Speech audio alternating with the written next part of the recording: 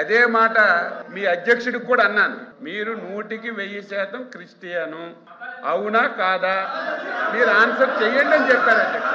24 గంటలైంది, ఎందుకు చెప్పలేదు? 24 గంటలైంది అధ్యక్ష, ఎందుకు చెప్పలేదు?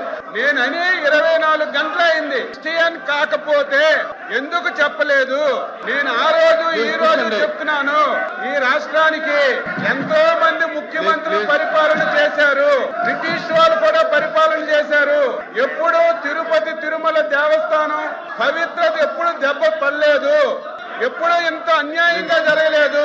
కావాలని కుట్రపూరితంగా ఆ రోజు ముఖ్యమంత్రి గారు తిరుమల తిరుపతి పవిత్రని దెబ్బతీయాలని ఏకైక లక్ష్యం పెట్టుకొని పని చేశారు. మొత్తం వాస్తవాలన్నీ బయటకు వచ్చాయి.